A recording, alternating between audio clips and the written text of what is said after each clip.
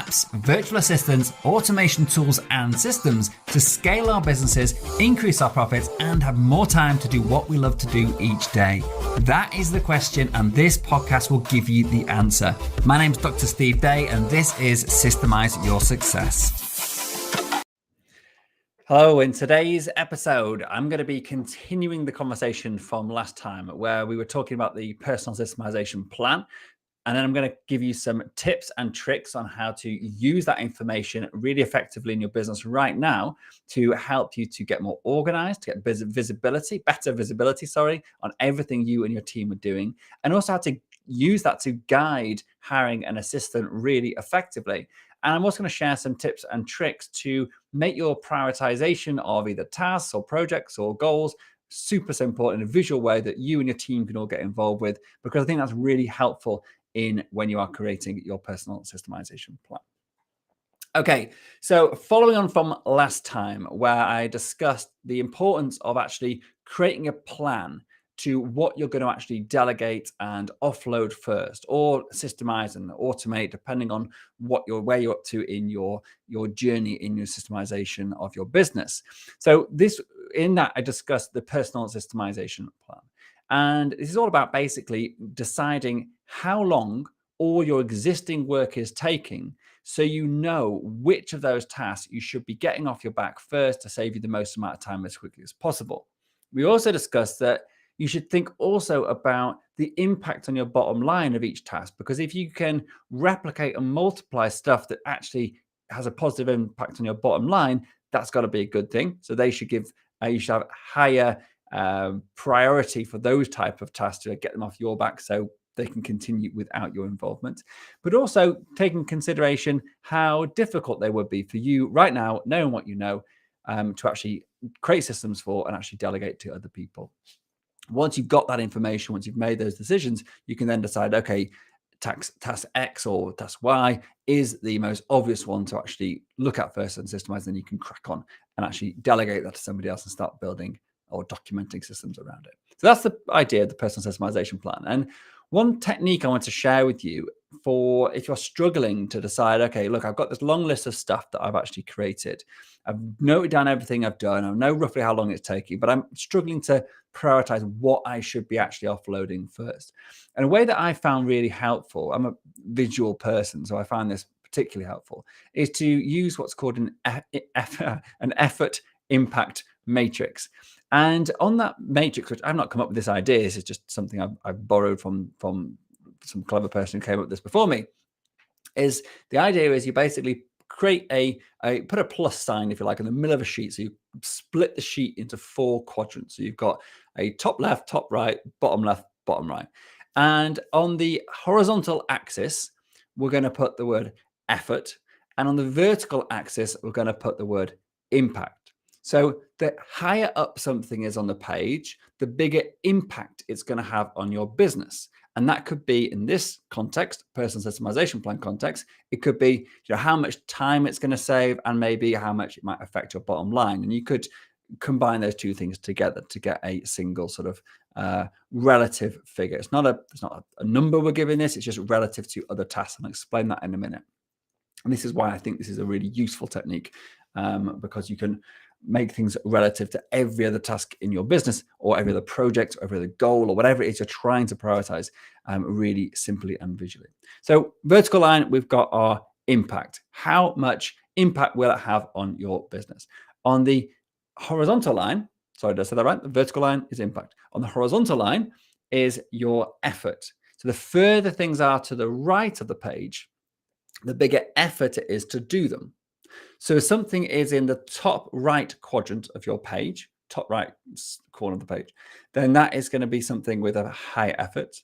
And something on the left-hand side of your page, that was something at low effort. So there's something on the right-hand side of the page is high effort, left-hand side of the page is relatively low effort. And then the top of the page, relatively high impact, the bottom of the page, relatively low impact. And so what this allows you to do is then just start putting on all the tasks you're currently doing that you've captured in your personal systemization plan and deciding relative to everything else you've got on there, what is the impact and what is the effort? And this, I think, makes it a lot easier for you to then visualize which things you should focus on first. Because if something is a high effort task, it will be on the right-hand side of the page. And regardless of the impact, if it's a high effort, you should probably leave it for now. Low effort, so the left-hand side of the page, actually, those are the tasks you should be concentrating on first, and especially if they've got a relatively high impact. So anything in the top left-hand side of your page or quadrant of your page, that's the stuff you should focus on first. And then you can use this matrix to visually decide, okay, which is the highest impact and which is the lowest effort. And that's the combination of those two things will guide you on which things you should actually be outsourcing or systemizing or automating first. So that's a simple technique, and we use this for goal setting for our quarterly goals. You can use it for project planning if you've got 3 or 4 different competing projects. So what will the impact of each project be? What will the effort be overall for the project or the stage in the project that you're up to? And we'll talk about actually project management as we actually go through this series of episodes that I'm doing on all the frameworks I've ever created. And I'll be doing that over the next following week. So if you haven't subscribed to this podcast, the Systemize Success podcast, I recommend you do that, because over the next few weeks and months, I'm going to be sharing details of all the frameworks we've ever created within our coaching and, well, basically within my business as well, which is what we coach our clients on. So now you've got your personal systemization plan, you've mapped out the high and low effort, etc. You're ready to actually start delegating some work out. But there's other useful things you can do with your personal systemization plan. Your personal systemization plan for you or your client is basically just a long list of everything you do. And that list is quite powerful, because now you know where you're spending your time every day, every week, every month, because this is all the recurring stuff that you're doing. If it's ad hoc stuff you've done once, never going to do it again, there's not really a point in creating a system about it, because you're never going to do it again. But huge amounts of the work that we do in business is recurring. It may only happen once a year, but that's still a recurring task.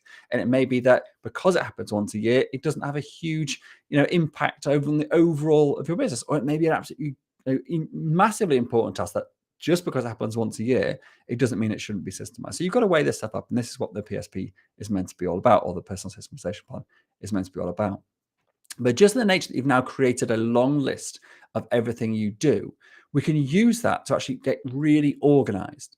And if we put that into what we call the task matrix, and we're going to discuss this in more levels of sophistication and detail as we go through these episodes. But your task matrix fundamentally is just a snapshot of everything you are doing, which we can then use to start putting things like how long things are taking, when it should be done, who should be doing it. When you have a team, you have a task matrix for each person in your business.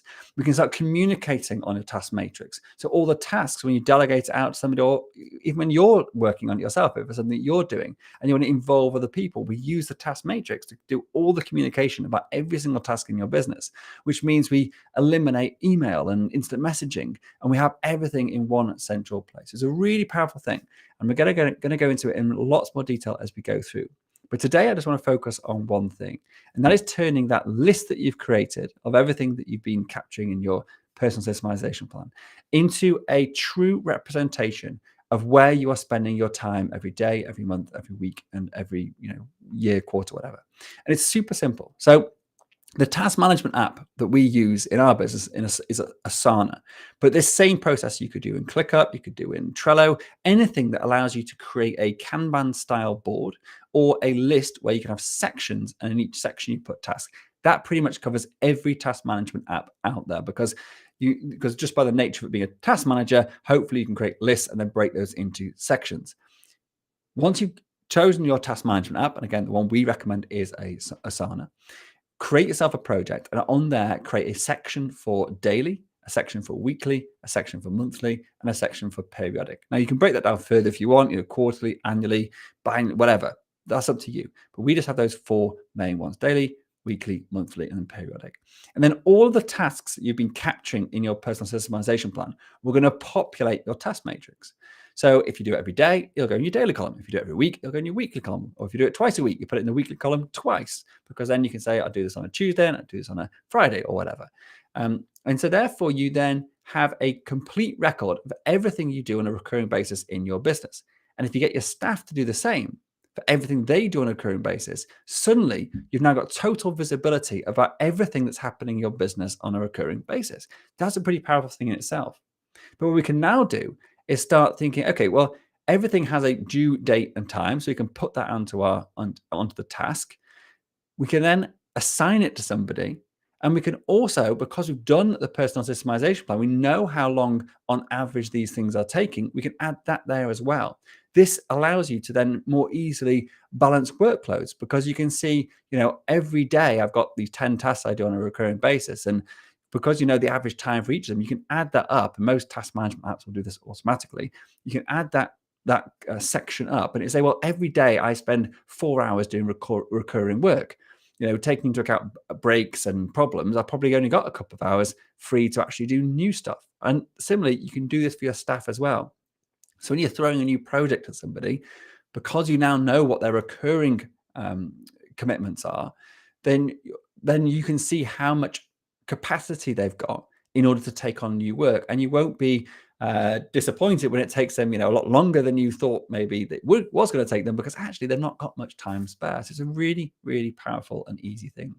And the fact that you've now put down in black and white, so to speak, in your task management app, all the recurring work and who is responsible for it and when it should be done, that creates accountability and actually gets more work done on time, and gives you a record that work's been done, because they can actually make a note on it depending on the task management app you've got and the way you use it.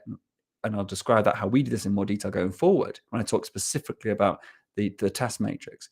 But you can comment on there to say, I've done this, and here's a screenshot of the work done, or they can tick it off as done, and then you can actually see how many tasks have been completed, so how they're progressing through their work. You can then see if things are overdue. You can then comment on there. You can bring other team members in, so if someone else needs to come and contribute to some work, or you need to bring someone else in because someone's off sick, you can do that all via your task management app. And because it's on there, you can be confident that it's getting done. You can track conversations. You can see, who else is involved. As I said, you can delegate it to other people. So basically, it becomes a hugely valuable part of the whole systemization process.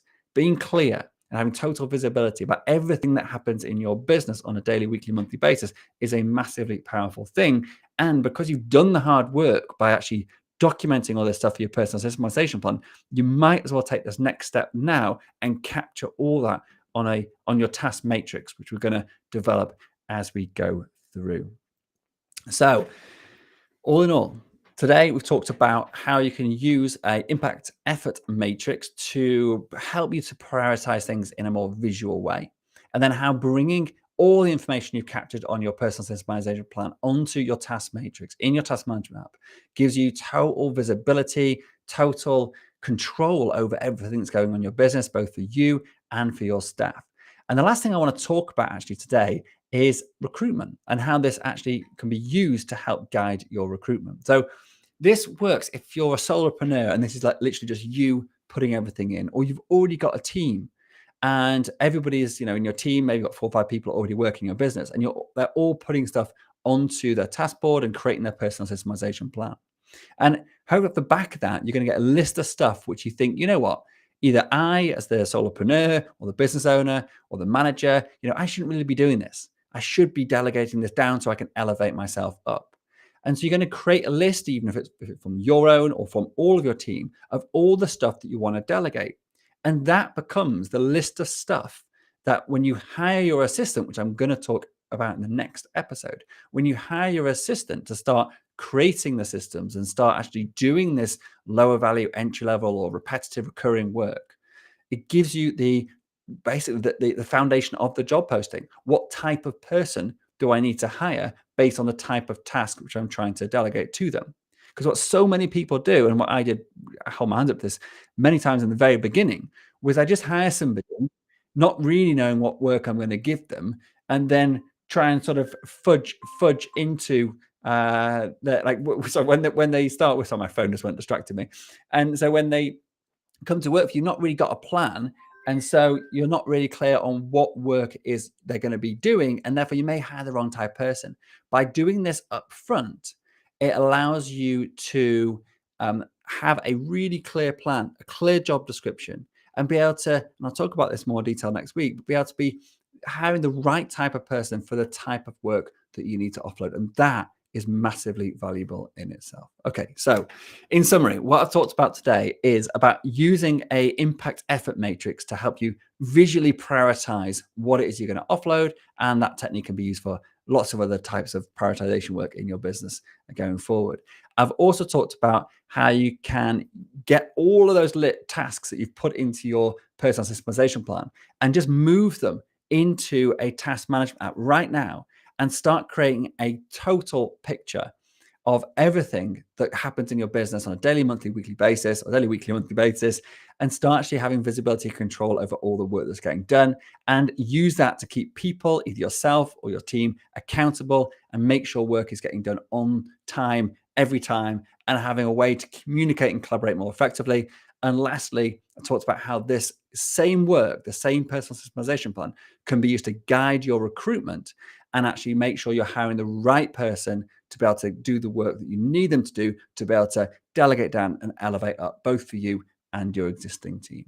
And that's it. So next time, I'm going to be continuing this process into the next step in the 6R process, which is recruitment. And I'll be diving into that and explaining exactly why you should be recruiting. Actually, next week we're going to be covering not recruitment, but next week we're going to be covering record, which is the next step in the 6R process. My apologies, I got excited because I was talking about recruitment. So we're going to be talking about the record process first, and then recruitment will come next. There you go.